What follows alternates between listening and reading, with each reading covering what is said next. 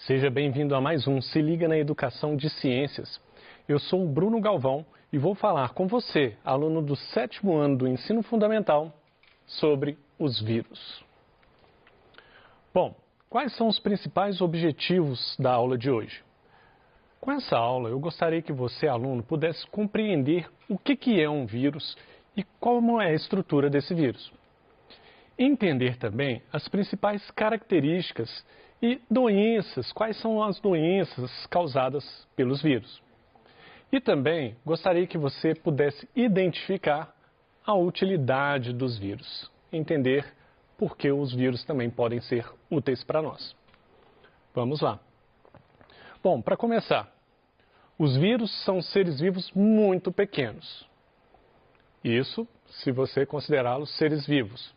Então, eles são seres muito pequenos, algumas dezenas de vezes menores do que bactérias. Inclusive, existem vírus capazes de infectar bactérias. Isso mesmo. Você acha que então vírus só infecta ser humano? Não. Vírus também são capazes de infectar bactérias. Engraçado isso, né? Dá a ideia de, olha, a bactéria vai ficar doente. É uma ideia bem interessante. E eles podem ser vistos apenas usando um microscópio eletrônico, que é um microscópio muito poderoso mesmo. Um microscópio comum desses de laboratório, que às vezes você pode ter até na sua escola, esse microscópio não é o suficiente para enxergar um vírus. Bom, o que mais que nós podemos falar sobre os vírus? Os vírus são estruturas muito simples, por isso que no começo eu falei ali, se você considerá-los seres vivos, porque existem cientistas que acreditam que os vírus são seres vivos. E outros acreditam que não. Por que isso? Veja de que é composto um vírus. Eles são constituídos basicamente por uma cápsula de proteínas. E dentro dessa cápsula de proteínas ele vai ter um material genético, que pode ser ou DNA ou RNA. Então imagina, o vírus é só uma capazinha de proteína com DNA dentro. Ou, se não for DNA, RNA. Nunca os dois. Ou seja, o vírus nem é uma célula. E nós vamos indo falando sobre essas características aqui ao longo da aula e você decide sozinho aí se você considera o vírus ser vivo ou não. Essa eu vou deixar para você. Bom, certos vírus vão conter um envoltório ou envelope externo ao capsídeo. Esses vírus são denominados vírus encapsulados ou envelopados. Então, além de ter aquela estrutura proteica e um DNA ou RNA dentro, ele ainda vai ter um envelope ao redor aí da sua estrutura. Não são todos os vírus, são alguns grupos de vírus, ok? E aqui eu estou mostrando essas estruturas. Vamos olhar aqui primeiro. Deixa eu pegar aqui uma canetinha.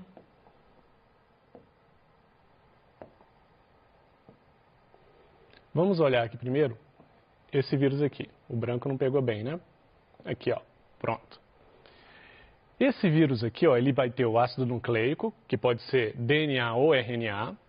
Tá aqui o ácido nucleico, de verdinho aí. Ele vai ter o capsídeo, que é essa capa proteica. Deixa eu trocar a cor aqui. Pronto. Essa capa proteica aqui.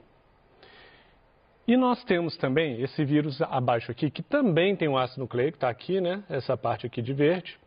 Também tem o capsídeo, está aqui. Só que esse aqui tem um envelope nuclear. Então, nós temos esses dois tipos de vírus. Vírus nu ou vírus envelopado. São duas possibilidades dentro dos grupos de vírus. Ok. Continuando aí. Então, quais são essas características gerais dos vírus e que, inclusive, estão relacionadas com essa discussão do vírus ser ou não ser um ser vivo? Primeiro que eles são acelulares, não possuem células, certo? Não possuem metabolismo próprio. Isso está diretamente relacionado a não ter célula, porque uma célula ela é cheia de organelas dentro, certo? Tem mitocôndrias que têm função de respiração, tem complexo de Golgi, tem ribossomos. O vírus não tem nada disso, porque ele não forma uma célula sequer. Se ele não tem nada disso, ele não tem metabolismo, ele não tem essas organelas que ajudam ele a produzir as próprias proteínas, nada disso. Então, o vírus é uma partícula, não é uma célula. Eles são parasitos intracelulares obrigatórios. Se ele não tem metabolismo, se ele não é uma célula, ele precisa sempre estar dentro de uma célula. Então, isso faz com que todos os vírus sejam parasitos intracelulares obrigatórios. É isso ou não tem replicação viral, não vão formar novos vírus. E tem reprodução dependente do hospedeiro, que é uma consequência de não ter metabolismo. Se ele não tem metabolismo, ele é inerte, né? Ele é uma partícula ali que se tiver aqui em cima da minha mão, está paradinha aqui, não se movimenta, não faz nada, não tem célula, não faz nenhuma função metabólica. Então ele precisa de estar dentro de uma célula, por isso que ele precisa de infectar, né? Ou seres humanos ou outros organismos, para usar a maquinaria da célula, desse hospedeiro, para produzir novas proteínas virais, para produzir novos vírus. E, é claro, então, para se reproduzir. Agora vamos falar doenças causadas por vírus, ok? É importante saber que os vírus são capazes de causar, de infectar bactérias, protozoários, fungos, plantas e animais. Então, se nós pensarmos no vírus como um micro-organismo, os vírus são os menores micro-organismos que existem, né? Ou pelo menos são um dos menores micro-organismos que existem, e eles são capazes de infectar outros micro-organismos, protozoários, como, eu posso citar de protozoário aqui, Trypanosoma cruzi, que causa doença de Chagas, Plasmódio, que causa malária, são protozoários. Fungos, nós temos como fungo cogumelo, super famoso cogumelo. Nós temos a Saccharomyces cerevisiae, desculpa pelo nome, amiga intérprete. Nesse caso é usado para fazer cerveja, né? Usado na fermentação, na nossa indústria. Esses são exemplos de fungos. Plantas aí é fácil, né? Vocês já conhecem vários exemplos. E animais, vários exemplos, inclusive nós, eu sempre gosto de lembrar isso. Lembre-se, somos animais, fazemos parte desse grupo. Então os vírus são capazes de infectar qualquer um desses grupos. Não é o mesmo vírus não, tá, gente? A gente está vivendo uma situação aí da Covid-19, né, que tem o coronavírus. O coronavírus não é capaz de infectar planta, fungo, protozoário, não. Cada tipo de vírus, cada família de vírus, cada grupo de vírus, ele tem uma especificidade. Vírus que infecta planta não infecta animal. Isso não é comum. A gente vê que existe até dificuldade de vírus que infectam certos animais. Não é qualquer animal que ele infecta, não. Tem vírus que só infecta cachorro. Tem vírus que só infecta primatas, como seres humanos e macacos. Existe uma especificidade aí, que fique claro isso. Bom, vamos ver aqui algumas doenças causadas por vírus aí muito importantes que nós conhecemos bem. Nós temos como doenças aí que são ruins para nós, né, que causam danos à população humana. Nós temos vírus que causam cachumba, rubéola, raiva, sarampo, a famosa dengue, que a gente se preocupa todo ano aí de eliminar os mosquitos da dengue, se prevenir, gripe e resfriado aí que estão presentes na população mundial e todos os anos as pessoas gripam, as pessoas sofrem de resfriados, estão conosco aí há provavelmente milhares de anos. Herpes, as pessoas costumam muito se lembrar daquele sapinho na boca, né, que dá na boca das pessoas, é um tipo de herpes. Febre amarela também, que nós brigamos contra a febre amarela aí todo ano, junto com essa briga aí nessa luta contra a dengue também. AIDS, né, que é uma doença causada pelo vírus HIV, também muito famoso, uma doença sexualmente transmissível. A poliomielite, que a gente se preocupa tanto com a vacinação, muito importante a vacinação contra essa doença. E eu tive que incluir, obviamente, esse ano aqui, nessa aula, Covid-19, que é o assunto atual e que nós estamos vivendo agora. Toda vez que o professor fala de vírus, é muito comum ele entrar com esse assunto aqui, e eu vou entrar com esse assunto que realmente é muito pertinente, tem tudo a ver. É falar de alguns conceitos como epidemias endemias e pandemias. O que seria uma epidemia? Aqui está da seguinte forma, ó. Quando uma determinada doença se espalha rapidamente e atinge um grande número de pessoas em uma região. Então, o próprio coronavírus, inclusive, quando começou lá na China, enquanto estava apenas na China, a doença Covid-19 atingindo cada vez mais pessoas, ou seja, o coronavírus estava infectando mais e mais pessoas, na China a gente tinha uma epidemia. Uma epidemia na China, ok? Então essa é a ideia de epidemia. Num local específico, um grande crescimento, né, dos números de casos daquela doença. Endemias. Endemia é quando uma doença se mantém em frequência praticamente constante em uma determinada região. Em Minas Gerais, por exemplo, nós temos muitas regiões aqui em Minas que são endêmicas para a doença dengue. Ou seja, todo ano aquelas regiões têm números altos de casos de dengue, ou seja, é endêmica. É como se já se pertencesse àquela região e ano após ano nós temos casos dessas doenças naquela região. Então a gente fala de endêmico, diferente de epidêmico. Epidêmico, a doença surge ali naquela região, aumenta muito o número de casos e depois tende a cair. Endêmica não, a gente tem o ano inteiro numa região aquela doença acontecendo, sendo transmitida entre as pessoas ou por vetores, mosquitos, entre outros tipos de vetores. E finalmente as pandemias. Lembra que eu falei que a epidemia, o caso do coronavírus, enquanto ele estava na China, era uma epidemia. Naquela região da China, uma doença que se alastrou rapidamente. Quando passou a atingir outros continentes, ele saiu da China, atingiu a Europa, chegou aqui nas Américas. Então nós temos uma doença que está espalhada no mundo como um todo, né? Em vários continentes. Aí nós temos uma pandemia, ok? Essa é a ideia de pandemia, diferente de epidemia e endemia. Vacinas, outro assunto importante. As vacinas, elas começaram a ser produzidas a partir de experimentos de um inglês chamado Edward Jenner. Ele utilizou uma vacina contra a varíola, foi o primeiro a produzir uma vacina. Então, a varíola, ela foi erradicada por causa da vacinação. E aí nós entendemos o tanto que a vacinação é importante. Erradicar uma doença é acabar com ela. É claro que é uma palavra forte, né? Mas essa é a ideia de erradicação. Então, a ideia de vacina basicamente é o seguinte. Vou contextualizar com a nossa realidade de novo. O que é as vacinas que estão sendo produzidas para o coronavírus?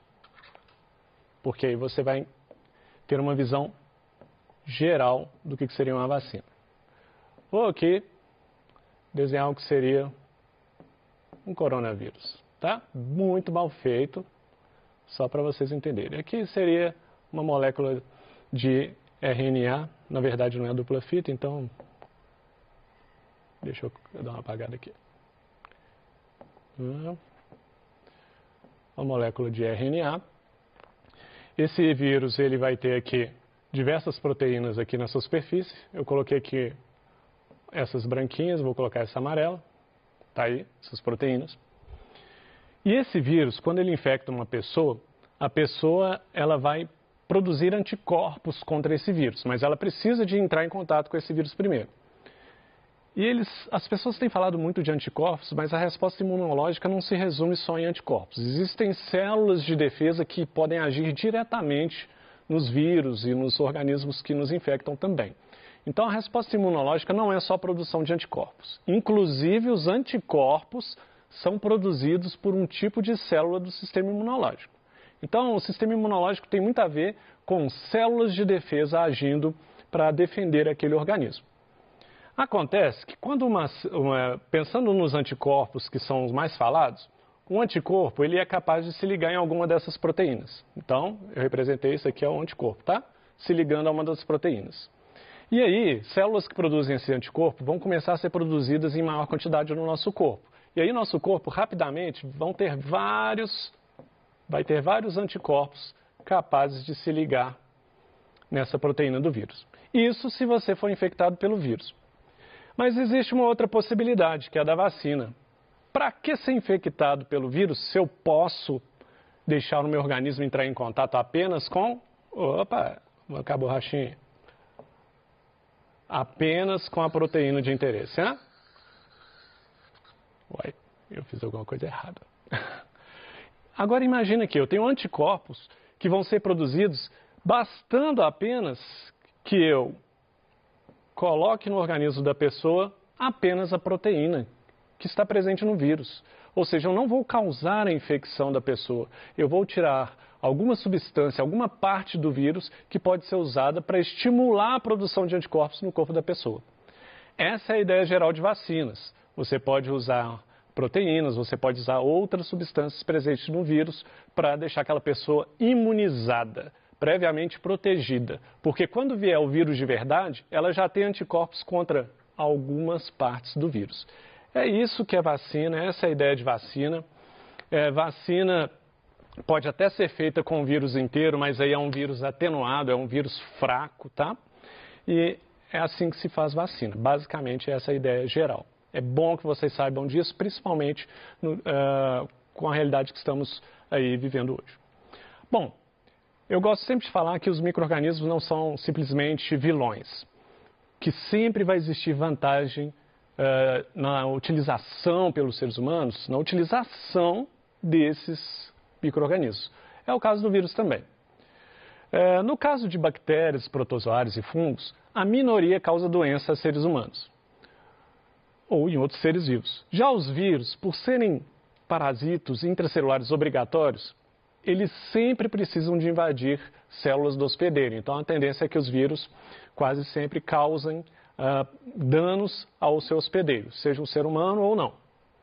Só que o ser humano consegue utilizar os vírus na biotecnologia, por exemplo, em terapias gênicas, em que você consegue colocar dentro de uma célula um gene que você quer que aquela célula expresse para curar uma doença. Por exemplo, inserir numa célula humana o gene da insulina, para aquela pessoa produzir insulina, que tem a ver com diabetes. Isso só é possível porque tem os vírus, porque os vírus podem ser usados para levar esse material genético para dentro da célula de um hospedeiro. Vírus também pode ser usado em controle de pragas. Você tem uma praga lá, uma lagarta, que faz muito mal para a sua plantação, acaba com a sua horta. Sua horta não, perdão, normalmente isso é usado em larga escala, na grande agricultura. E aí você pode ter alguns vírus que eliminam essas pragas daquela cultura. Tem que ser muito bem estudado para utilizar dessa forma, mas é possível sim. Então tem utilidade também, o vírus não é apenas um ser cruel, certo? Então é isso que nós falamos hoje, vamos só aqui recordar rapidamente. Nós falamos que os vírus são acelulares, não possuem células. Os vírus podem causar doenças, sim. Nós falamos de vacinas, a importância de vacina para a gente se prevenir antes de entrar em contato com vírus ou com outros patógenos. Mas também falamos aqui que os vírus têm utilidade na biotecnologia, na indústria médica e farmacêutica. E para você eu deixo a seguinte questão. Os vírus não têm célula. Os vírus não têm metabolismo próprio. Os vírus, até para gerar mais partículas de vírus, precisam de estar dentro de outra célula, uma célula que faça tudo para ele. Esses são os pontos de vista que fazem com que o vírus não seja considerado ser vivo. Só que os vírus são formados por proteína e DNA, ou proteína e RNA, que são moléculas presentes em seres vivos. E essa eu deixo para você. Você considera os vírus seres vivos? Sim ou não? É isso que eu queria falar com vocês. Aqui estão algumas referências bibliográficas, caso você queira aprofundar no assunto. No mais, bons estudos.